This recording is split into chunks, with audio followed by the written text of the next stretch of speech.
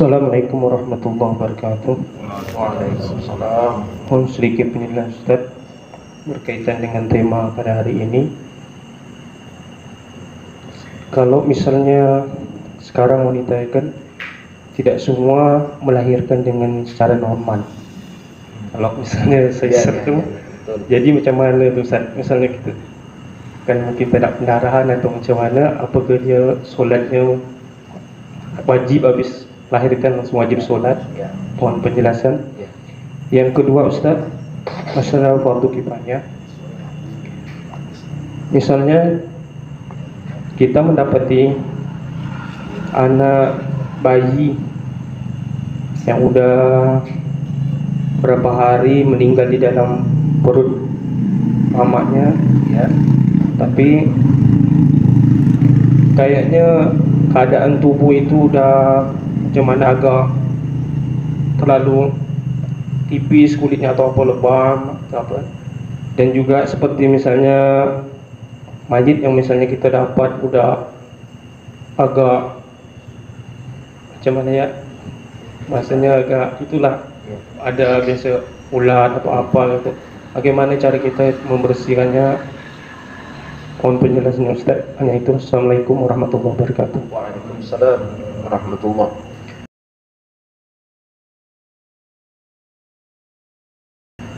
Yang pertama tentang melahirkan dengan cara sesar. Tetap dia kalau setelah dikeluarkan, ibaratnya setelah melahirkan lah, setelah dibedah, dikeluarkan bayinya, kalau setelah dia melahirkan itu tidak mengeluarkan darah, tidak ada darah yang keluar, maka dia berkewajiban mandi besar. Karena meskipun melahirkannya tidak secara normal, dengan cara disesar, dioperasi, dia tetap berkewajiban mandi sebab melahirkan. Dan setelah itu dia wajib melaksanakan sholat sebisanya. Tak bisa berdiri ya duduk, tak bisa duduk ya baring, macam biasa lah. Cuma dia berkewajiban sholat. Apabila setelah melahirkan tadi tidak mengeluarkan darah, belum mengeluarkan darah nifasnya. Kalau darah yang berbarengan dengan bayinya itu bukan nifas. Kalau belum mengeluarkan darah nifas, maka dia berkewajiban untuk melaksanakan sholat. Dan kewajiban di antara perkara yang mewajibkan mandi itu kan melahirkan. Melahirkan itu mau melahirkan yang normal atau yang tidak normal, sama lah, sama berkewajiban. Itu sudah dibahas berapa ratus tahun yang lalu. Belum ditemukan kedokteran bisa membedah, bisa operasi, bisa sesar dalam melahirkan. Belum ditemukan itu, jauh-jauh ulama sudah menyebutkan. Imam Syafi'i sudah berpendapat bahwasanya melahirkan itu di antara perkara yang mewajibkan mandi.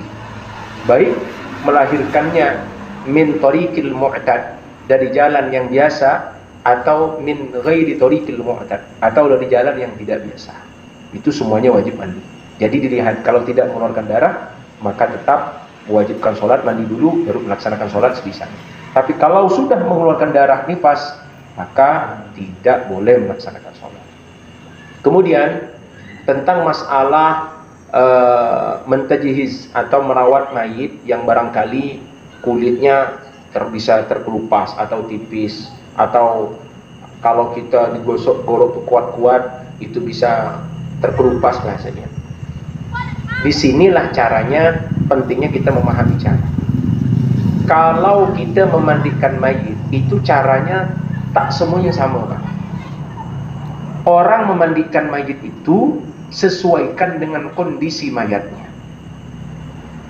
Kalau kondisi mayatnya, misalnya orang itu mati kebakaran, macam mana Bapak nak merawatnya itu? Orang yang mati kebakaran, kita guyur dengan air, habis kulitnya, Pak. Maka orang yang mati kebakaran itu cukup dibuang najisnya dan kemudian ditayamumi, tidak dimandikan. Jadi tidak semua orang mati dimandikan. Ada orang mati yang tidak dimandikan, ya macam itu. Orang mati kebakaran. Atau misalnya bayi tadi, bayi karena terlalu lama dalam perut ibunya, maka kulitnya tipis. Kalau diguyur, bisa guyur saja, tak perlu digosok. Kan menggosok mayit itu sunnah, Pak. Dengan catatan gosokan yang lembut, dengan bahan yang lembut. Kalau penggosok prio itu jangan dipakai. Itu sengaja itu biar bersih kata dia. Menyakitkan mayit. Apa yang sakit waktu hidup, sakit dia ketika mati. Betulan nggak dia nak balas dendam.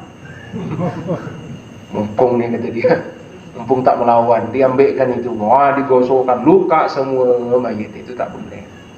Jadi memandikan mayit ini lihat kondisi mayitnya. Kalau bisa digosok, gosok.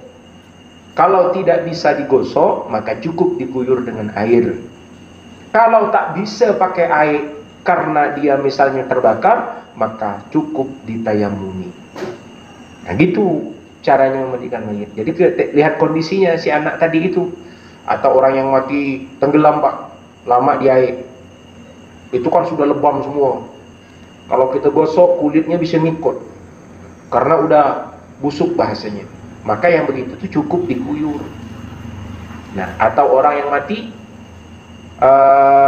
tabrakan misalnya, sama orang yang mati tabrakan itu, misalnya ada badan yang hancur, ya cukup diguyur saja.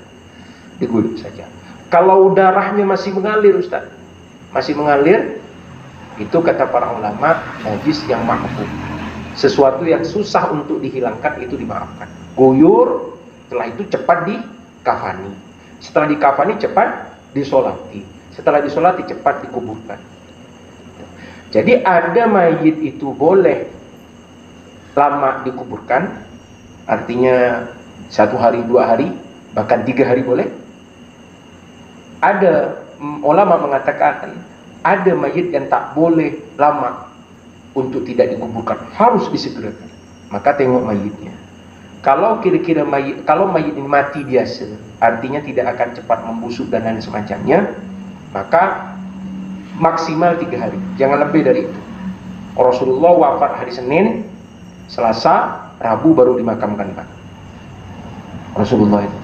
Nah, paling lambat 3 hari itu.